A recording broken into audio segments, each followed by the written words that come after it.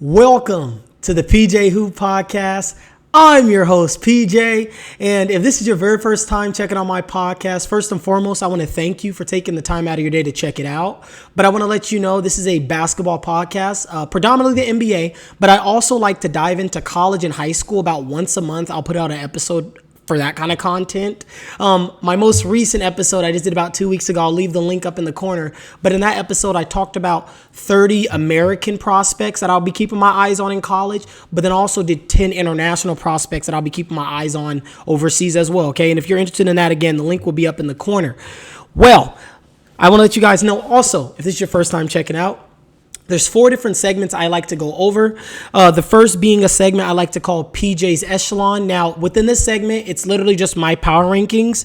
And the criteria that I use for my power rankings is based on eye tests, their strength of schedule, statistically, and then also what the record is as well. So keep that in mind because that'll be the very first segment we'll talk about. But then also the segment following up after that is a segment I like to call What's New. Now, in What's New, this could range.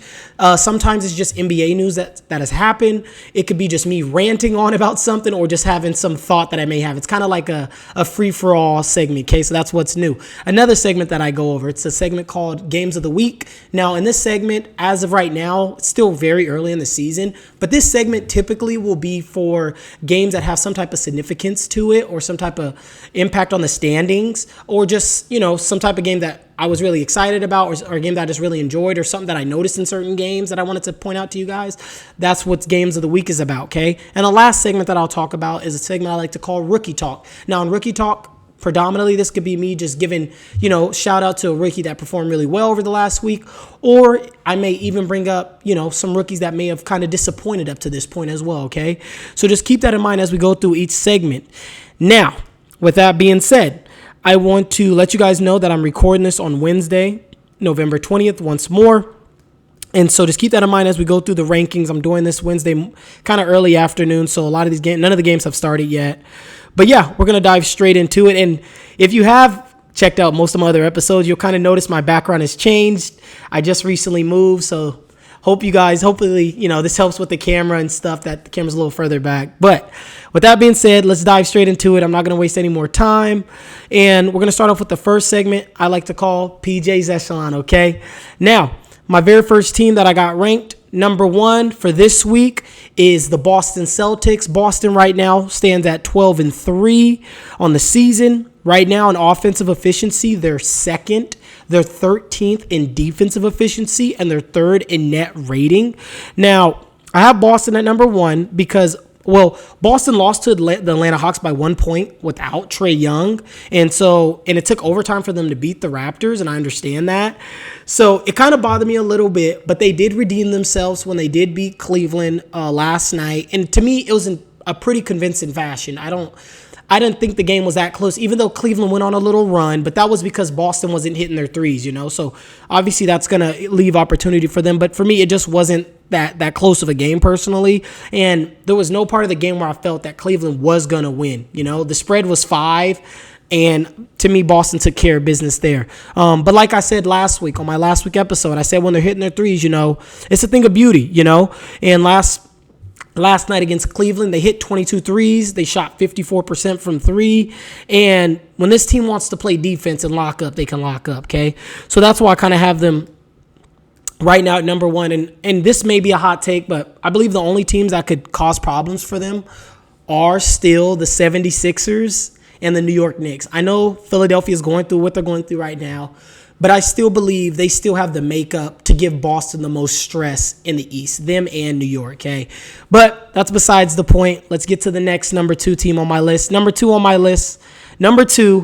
power rankings at 15-1. No surprise, it's the Cleveland Cavaliers. Cleveland right now, they're 1st in offensive efficiency, 11th in defensive efficiency, and they're 1st in net rating. They took care of business this week. To me, with beating up on the Bulls, beating up on the Hornets, and they took care of Philly. But they did lose to Boston. I still think this is a very good team, but my problem was with Cleveland, even in my season preview with Cleveland, is their lack of size in their backcourt. And that's something obviously they can't really correct because they have Darius Garland and Donovan Mitchell, but they're just really small guys. And I seen a lot of times last night where Boston kind of just picked on Darius Garland quite a bit. Yes, I know they were shorthanded. They had no Isaac Okoro. They had no Karis LeVert. They had no Dean Wade or Max Strus. But I still think this team needs another 6'7" to 6'9" physical dude that can play in crunch time because they're going to need that in the playoffs, in my opinion. But also, something else that kind of just points out also the size where Darius Garland and Donovan Mitchell dealing with size is they combined 16 of 50 from the field, 32%, and they shot 3 of 17 from 3, which is 18%. And I just think Boston's size was too much. And don't get me wrong, Donovan Mitchell, for the most part, had a pretty good game from the field, but from 3 he shot really bad too. But yeah, Garland was he had a rough time dealing with their size, and it showed quite a bit. So that's why I got Cleveland at number 2 right now. I still really like this team. Still an amazing start to them. Shout out to Cleveland, okay? Number 3 on my list is this team is 10-3, and that's the Golden State Warriors. Golden State right now is 5th in offensive efficiency, 4th in defensive efficiency, and they're 4th in net rating. So I got them slightly above this other team that's number 4 because they played a slightly better competition last week, in my opinion, and they just looked a little bit more impressive. They did just lose to the Clippers last night, but I think that loss is a better loss than the next team I'm about to talk about next on my rankings, but that's Golden State at 3. Number 4, this team is 11-3, and that's the Oklahoma City Thunder. Oklahoma right now, they're 11th in offensive efficiency. They're 1st in defensive efficiency, and they're 2nd in net rating. They lost to the Mavericks without Luka. They lost to the Spurs without Wemby. So I had to ding them a little bit for that. Otherwise, I still really like this team. I'm not worried about them too much. Isaiah Hartenstein will be back very soon. I think probably within the next 2 weeks, I'm assuming, is when he'll be back. But I still really like the Thunder. But I did put Golden State slightly above them because Golden State has, in my opinion, this last week had more impressive wins than the Thunder did. So that's why I put the Thunder at 4. Number 5 on my list. Now, this team recently, last week when I did my rankings, this team was number 9, but this week they're number 5. They're 10-5 right now, and that's the Houston Rockets. Houston right now, they're 13th in offensive efficiency, they're 3rd in defensive efficiency, and they're 5th in net rating. They beat the Clippers twice last week, and the Clippers, in my opinion, that's still like considered a quality win, in my opinion, because regardless of what the Clippers, without Kawhi Leonard, that's still a tough opponent. Like Ty Lue is a great coach, and they still have quality players over there. So I rewarded Houston for that. They blew out the Bulls. They lost to the Bucks by 1 point, but Giannis, he either stepped out of bounds or traveled or something. But if that doesn't happen, the Rockets win the game. I just can't remember what thing he did. I can't remember correctly, but if that doesn't happen, they basically win. So I didn't want to penalize them too much about that. But I really love what I'm seeing out of Amen Thompson and also Tari Eason. I spoke highly about both of these players during my season preview for the Houston Rockets. So I kind of just want to give some more love to them because if you guys are not paying attention to these kids in Houston, take some time and watch some Houston basketball, okay? Because they're doing something special down there in Houston. But I am still on the fences about Jalen Green. Jalen Green at some point is going to have to he's going to have to improve his efficiency. Because for his career, he's a 42% field goal percent shooter, and he's 34% from 3. And even on the season, he's shooting 39% from the field right now and 33% from 3. Now, I know a lot of people are high on Jalen Green, and don't get me wrong, I have hope for him as well, but the love I've seen him receive, I just don't think it's warranted yet because he hasn't shown us he can be efficient. I think he takes too many threes personally. And I would like to see him get to the basket more and use his mid-range a lot more because he's crazy athletic. Crazy athletic, but just takes very, very unadvised shots in my opinion. But I'm keeping out. Jalen Green's somebody that needs to improve his efficiency for this team to go to the next level, or he's going to have to get shipped out. Something's got to give there, okay? Number 6, this team is the Orlando Magic. Orlando right now, they're 9-6 on the season, 25th in offensive efficiency, 2nd in defensive efficiency, and 9th in net rating. I have Orlando here because right now they're 7-0 at home, winners of 6 straight. It's funny because last week, literally during my What's New segment, I spoke about how I was Going to be paying attention to Franz and how he was going to perform during the stretch without Paulo. And I mean, he's delivered. He's delivered up to this point since I said something about him. He just won Player of the Week. He was averaging 30.7 rebounds and 6 assists. I don't have the shooting numbers in front of me right now, but I know those are the numbers he did average. I just don't have the field goal and 3-point percentage. Orlando also, they're the first team since 2018 to hold opponents to less than 100 points for 6 straight games. So they're locking up, man. They haven't played great teams, but still an impressive stat in my opinion. Paulo said he plans to be back by Christmas time. So here comes the Magic, man. Here come the Magic. And it's just funny because one of my coach of the years was James Mosley. And I talked about, I believe Orlando for sure could be a top 3, top 4 team in the East. And that potentially could be enough for him to win it. So watch out for the Magic, man, because they coming. They coming strong, and Paulo's going to be back very soon, okay? Number 7 on my list, this team is 8-6, and that's the New York Knicks. New York right now, they're 3rd in offensive efficiency, 21st in defensive efficiency, and 7th in net rating. They took care of 2 lottery teams. They barely lost to the Clippers. I mean, they barely lost to the Bulls by 1 point, which is not a good loss, but they still passed the eye test, in my opinion, as a top 10 team.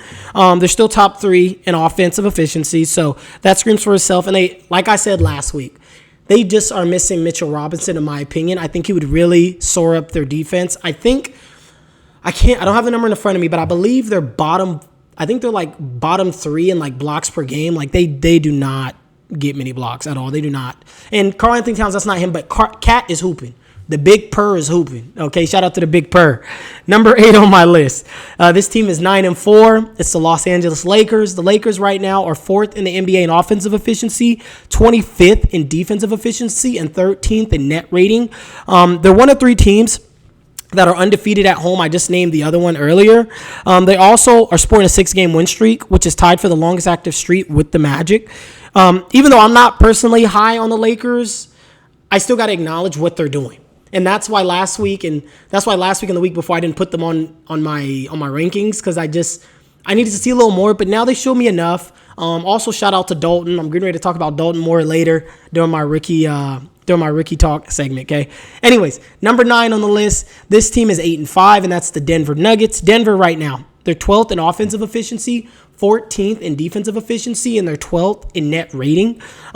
They looked horrible without Nikola Jokic, but they did get some revenge on Memphis, and they did just beat Memphis. Joker has been out with some personal issues. I'm not really sure what that is. I'm not really sure what's going on with him, but I think something happened to somebody in his family, because I believe he's overseas back home in Serbia, if I'm correct. Don't quote me on that, but I believe he's back in Serbia. But this team, they were 5th last week for me, but I moved them down simply because they did lose quite a few games, even though Nikola Jokic didn't play, and they looked horrible. But they redeemed themselves, so I just dropped them down a couple spots. But when Nikola Jokic is on this floor, this is a top 5 team in the NBA, in my opinion. Okay, number 10 on my list, they're 8-7, and that's the Memphis Grizzlies. Memphis, right now, they're 10th in offensive efficiency, 5th in defensive efficiency, and they're 8th in net rating. Without Ja Morant, they had competitive games against the Lakers and the Warriors, and that just shows how deep of a team they are. I said it last week that I felt like they're the deepest team in the NBA, and I still believe that. Yeah, they did split their games with the Denver Nuggets, which is perfectly fine. But yeah, so that's why I got Memphis at 10. I believe they're still a top 10 team. Okay, now, if you don't agree with any of my top 10 teams, also want to let you guys know the 2 teams that I kind of have on the outside looking in is the Dallas Mavericks and then the Minnesota Timberwolves for me. Dallas lost to Utah, and it kind of was Luka's fault that he kind of, had that defensive lapse or whatever. But then Minnesota lost back-to-back games to the Trailblazers, which Portland has shown a little life, over the last week and a half, about the last week. But I did have to ding them a little bit for that, because they've kind of just you can't lose back-to-back games to Portland on back-to-back nights. I went to one game. I went to the first game. Portland handled them. And the second game, I missed the second game. I'm kind of mad, but shout out to my boy Shaedon Sharpe. He's doing his thing. Anyways, those are the 2 teams I have on the bubble. Now, you let me know what teams do you have. Let me know what teams you have in your power rankings. Who are in your top 10? Do you agree with mine?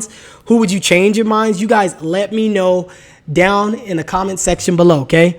The next segment that I'm going to go over, it's a segment that I like to call What's New, okay? Give me 1 second.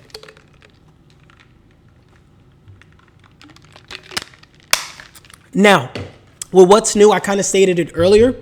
With what's new, essentially, this is me either telling you guys about NBA news, my opinion about something, or me just ranting about stuff, okay? So just keep that in mind as we go through what's new. So I'm going to start off with Victor Wembanyama, okay? Victor, in 83 games, is the third fastest player in NBA history to reach 300 career blocks. Manute Bol did it in 58 games, and David Robinson did it in 76 games. So that's something I wanted to kind of share with you guys. I thought that was just a very interesting stat. Some news. It's the NBA is closing the NBA Global and Latin America academies in Australia and Mexico. The NBA African Academy will remain, and the new global hub will open in the future, possibly in Asia or the Middle East. I think that's very interesting because I actually covered two prospects, one in Asia and one in the Middle East, in my college season preview where I talked about those top 10 international prospects. So I think that's really interesting that they're going to try to explore those areas. I think that's really good for them. So another thing. Finally, the TNT crew, they're going to be going over to ESPN inside the NBA, which obviously features Ernie Johnson, Charles Barkley, Kenny the Jet Smith, and Shaq. They're going to all still be moving. They're just going to move over to ESPN, which is great because I know a lot of us were kind of, hoping to still see that crew still be together. They're going to be doing opening week, Christmas Day, and ABC games after January 1st, playoffs, including the NBA Finals. So that's exciting. We're going to get them still because I enjoy watching them too. So that's something I wanted to share with you guys. Another thing, James Harden is now second all-time in three-pointers made. Thought that was interesting, even though we all know he's not the third best shooter. He's not the second best three-point shooter of all time. We already know he's not. But still, shout out to James Harden for achieving that achievement because, that's still amazing to be able to do that. Okay, another thing I thought that was very interesting and kind of up for my Boston Celtic fans, Kristaps Porzingis is now practicing with the Boston G League team. And that's the next phase in his rehab. So good. Shout out to my Boston fans. You guys, Porzingis is on his way.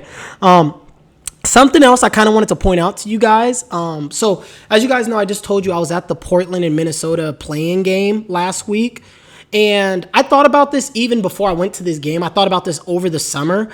But can I tell you guys, the Northwest Division is loaded with shooting guard talent. Some people say Shea's a point guard. I still think he's a shooting guard in my opinion. But think about who's in that division. They got Shea. They got Anthony Edwards. They got, I'm very high on Keontae George. So I'm bringing up Keontae George because I'm very high on him. Even though right now, he has his shooting struggles, but I'm very high on him. And then obviously I'm extremely high on Shaedon Sharpe too. So just think about those four young kids.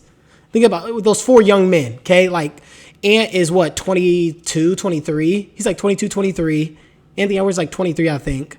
And then you got Shaedon. Shaedon is 21. I think Shaedon is 21. He just turned 21, or he's going to be turning 21. And then you got Keontae George. Keontae George is like 20 or 21 too. So there's a lot of young talent in that Northwest Division. It's going to be exciting watching that for the next, 5, 6, 7 years. And I'm very fortunate. Like I said, I'm fortunate that I'll be able to watch Shaedon. I'm in Portland right now, so I'll be able to watch Shaedon live. I'm a big fan of Shaedon. I'll talk more about him in my Portland season preview, but even off the record, I've been I have been high on him before he even got drafted. I have friends that can vouch for me and let you guys know. But anyways, that's besides the point. Next thing. Also wanted to kind of just talk to you guys about last Wednesday. Last Wednesday was insane for the NBA. I just want to go over some of the performances with you guys that happened during that time. It was crazy. So last Wednesday, which was the 13th, it was just pure NBA beauty, okay? I'm going to start off with one performance, okay? Giannis had 59 points, 14 rebounds, 7 assists, 2 steals, 3 blocks. Wemby had 50 points, 6 rebounds, or I think that's either rebounds or assists, 3 blocks, and he was the youngest center in NBA history to have a 50-point game. Cat, the big purr, had 46 points. He had 10 rebounds, and he had 10 threes, I think. I think he had 10 threes in that game. But crazy game by Cat. Jordan Poole had 42 points, 6 assists, 2 steals that night. Tatum had 36 points, 8 rebounds, 10 assists that night. Cade Cunningham had 35 points, 7 rebounds, 11 assists that night. Jared McCade, I'm getting ready to talk about him more too, my rookie talk. He had 34 points, 10 assists.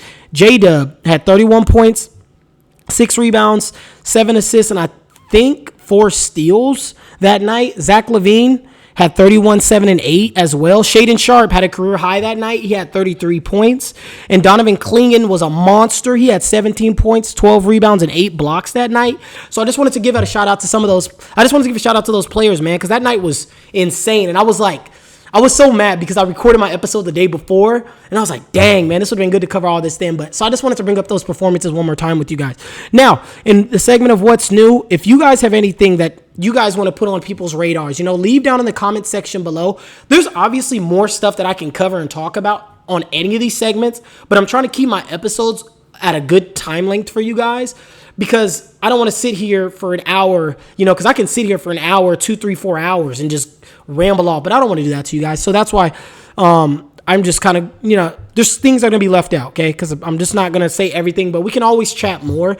You can always direct message me on Instagram, on Twitter, on TikTok. Like, I'm all open to just having an open conversation and talking more about all this stuff. Okay, so the next segment is Games of the Week. Now, before I go through this, I just want to let you guys know, usually I talk about 2 to 3 games, but last week I was just really, really busy with packing. Like I said, I just moved, so I was just really focused on that, so I didn't really have too much time to watch too much basketball. Like, I've watched a lot of basketball, but normally, like, I thoroughly watch it, and I'll, like, take notes as I'm watching the games and whatnot, but I just haven't had time to do that. But so with that being said, there's only one game that I'm going to go over with you guys today that I had time to talk about, and that game is the Milwaukee Bucks versus the Detroit Pistons. The Bucks won in overtime, 127-120. The Bucks were down by 18, no Dame, no Middleton. And for me, this game just reminded me of Giannis's Game 6 NBA Finals game where he dropped, I believe he had 50 points in that game. And it was a closeout game against Phoenix. Now, when I watched that game, I'll never forget it. I was watching that game, and it was early on in the game. I just felt like, I was like, you know what, this man, he just wants it. Like, you could see it the way he was playing. He just wanted it, and I just had a reminiscence of that when I watched this game against Detroit. And this was the game where he did have 59 points. So his stat line in this game, he had 59 points, 14 rebounds, 7 assists, 2 steals, 3 blocks. I just talked about in the last segment. He was 16 of 17 from the free throw line, which is very similar to what he did in that closeout game against Phoenix. I think Phoenix, he shot, don't quote me on this, but I think he was like 17 or like 19 in that game. And if any of you guys know Giannis, we all know Giannis had his free throw issues like major. So for him to hit that many free throws in a game 6 of an NBA Finals, and he was I believe they were on the road too. I believe it was in Phoenix. Like, for Giannis to do that, like, it just showed mentally what he's about, So that game just really reminded me of that against Detroit. I feel bad, shout out to Ron Holland. Ron Holland had a chance to win the game, but he missed both free throws with 1 second left. He got fouled by Giannis on an inbounds lob, which may or may not have been a foul, but so I just wanted to bring that up too, because this game probably shouldn't have went into overtime if Ron Holland would have hit his free throws, but he didn't. But Ron Holland's playing; he's giving really good energy off the bench for that young Detroit team. Now, games of the week. If there was games that you guys really enjoyed over the last week, leave it down in the comments section below. Again, usually I go over 2 to 3 games that I either really enjoyed or that had some type of significance. But this last week, I just didn't have the time. But I promise you guys, this upcoming week, today, yesterday, tomorrow, and all this week, I'm going to get back on my normal schedule as I finish cleaning up my new apartment and get everything prepped, so I can move forward. Anyways, the next segment, in my last segment, it's rookie talk. Now, again, in this segment, essentially, I'm talking about rookies that I really like or rookies that haven't really lived up to expectations quite yet. So just keep that in mind as we go through this segment. Now, I kind of just named one of the rookies, and that's Jared McCade. Jared McCade went to Duke. And if you didn't watch my college episode, I explained why I'm a Duke fan in that episode. But yeah, so I'm a Duke Blue Devil basketball fan. And there's a personal reason why, and you can go back and watch that episode if you're interested in knowing. So, of course, I'm a fan of Jared McCade and all the other Duke alumni in the NBA. But anyways, Jared McCade right now is averaging 15 points, 2 rebounds, and 2.5 assists. He's shooting 48% from the field, 41% from 3. He is 100% from the free throw line right now. The kid is automatic there. Amongst rookies, he's first in points. He's 6th in assists. He's 23rd in rebounds. Most games in the NBA right now. So most games in the NBA right now for scoring 18 plus by rookies, Jared McCade leads right now. He has 6 games of 18 or more, followed by Dalton Connect, who I'm going to talk about also in a little bit. And then after that is Stephon Castle. Okay. So I was on the record and I did say that I was confused on why Philadelphia took him over Dalton. I did talk about that in my season preview for Philadelphia. I was confused by that, but I was literally only confused by that because I felt Dalton was a bigger guard and would have been better fit next to Maxey in the starting lineup, and he could shoot the lights out. He could shoot really, really good. So I wasn't down on Jared McCade. I just thought Dalton was a better fit. And I still kind of feel that way because Jared McCade and Tyrese Maxey starting in the backcourt. That's something that may end up happening. But Jared McCade's not that tall. Jared McCade, I think, is 6'. I think Jared McCade's 6'3", maybe 6'4", maybe. I think he's 6'3", though. But yeah, I just felt like that backcourt, I would like to have seen Dalton, but that doesn't take away from Jared McCade and what he's doing. Jared McCade is playing out of his mind, and I kind of do want to see Philadelphia start him now. I would love to see him and Maxey in the backcourt and then have Paul George at your 3, keep Caleb Martin at your 4, and then have Joel at your 5. I think I would really like to see that, and I think they're going to do it.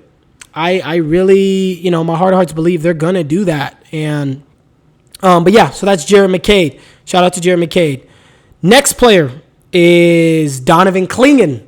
I actually talked about Clingan in my very first opening week of the NBA. I talked about him, but I'm talking about him again, okay? I'm really enjoying what I'm seeing out of him. So Donovan right now is averaging 6 points and 6 rebounds. He's averaging 2 blocks. He's shooting 55% from the field. He's shooting 20% from 3. He's shooting 83% from the free throw line.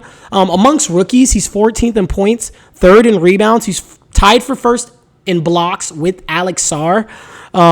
But Alex Sarr plays 10 more minutes per game than Donovan Clingan does. He's also 6th in the NBA in blocks. Like, in the whole NBA, he's 6th, and he only plays 16 minutes a game, okay? Like I just noted a little bit. So, I already said this, but I'm going to keep saying it until it happens. I need to see Portland give this kid more minutes, okay? Let's get Clingan up to that 25 to 28 minute a game. If DeAndre Ayton got to be gone, let him be gone. That's perfectly fine. I don't think that's out the realm, and they should get off of DeAndre Ayton. I don't know. I know he don't probably got much trade value right now, but there's a team in Southern California that wears the purple and gold that's looking for a big. Portland, send DeAndre Ayton down there, get 1 first-round pick from LA, and it can be lightly protected, like top 3 protected, top 4 protected. Send him to the Lakers. Okay, get up off of him. Okay, so Clingan can get his time in the starting lineup. But that's besides the point. So Clingan is the 8th rookie in NBA history to record 17 points, 12 rebounds, and have 8 blocks in a game. He's joining the group. He's joining the likes of Ralph Sampson, Hakeem Olajuwon, David Robinson, Shaquille O'Neal, Alonzo Mourning, Tim Duncan, and Victor Wembanyama. He's the only Blazer to ever do that. Okay, and like I said, during my Blazer preview, I talked more about Clingan and how I believed he would potentially. I said that during my Blazer preview that I believed he was going to be the best defensive center that Portland has had since the Jailblazers. Okay, and like I said, I talked more about it in that season preview. So if you're interested in that, go look for my Northwest Division season preview. You can fast forward and go all the way to the Blazers, and you'll see that I talked more about Clingan there, and also Shaedon Sharpe. I'm a big fan of Shaedon Sharpe. But yeah, so my last rookie, kind of just named him also, is Dalton Connect.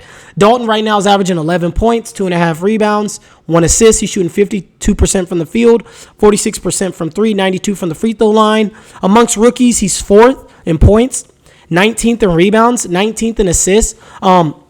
He's 1st in 3-point percentage by volume. So the volume I use is about 2 or more a game. He's actually leading all rookies in that. Since the last time I recorded the pod, he's averaging 24 points a game. He's shooting 72% from 3, which is, he's shooting lights out. I watched the game last night. I luckily turned on the game literally right before he went on his hot streak. And he was, if you didn't get to watch last night what that boy did, go look it up on YouTube. Watch it on, I think House of Highlights has it on their YouTube page. Go watch Dalton Connects, the way he lit it up last night. It was so fun watching it. So I just wanted to kind of give him some love. But don't quote me on this, but I believe him, Jared McCade, and Zachary Richiche are the only rookies to have 30-point games. But don't quote me on that, okay? He also during my Lakers season preview, I literally said I believe that he had an immense opportunity to lead the Lakers in scoring off the bench. And if you're interested in seeing more what I have to say about him during that Lakers season preview, or even just talking about what I have to say about the Lakers and a deep dive of them, go ahead and check out my season previews, and that is in the Pacific Division. So if you're interested in knowing more about that. So next week with the rookies, I've given so many rookies so much love these last 3-4 weeks of the NBA season. Next week, I am going to talk about 3 rookies that I ain't going to say haven't lived up to the expectations, but just haven't either had the opportunities to perform or just are underperforming right now. So next week, I'll do 3 rookies that just haven't lived up to the hype quite yet, okay? So just want to let you guys know about that. Now, if there was any rookies that you guys really liked this last week that I did not talk about, please, down in the comment section below, let me know what your opinions are about the rookie class and who you've liked up to this point. Like I said, I'm all open to have an open dialogue. And like I said, I would talk more. But again, I'm just trying to keep these episodes within a good range for you guys and for myself as well. But other than that, next time you'll see me is, I don't know if I'm going to record next week. If I do, it probably will be maybe next Wednesday night. And it'll probably come out next Thursday because I'm actually going to Las Vegas next Monday to watch. Next Tuesday, I'm going to a game in Vegas to watch the Duke Blue Devils play the Kansas Jayhawks. So I'm very excited about that. So next week, I might open up the episode and talk about that a little bit. But yeah, so I'll see you guys probably next week. Other than that, I want to thank you guys for taking the time to check out my podcast. Again, I'm your host, PJ, and PJ's out.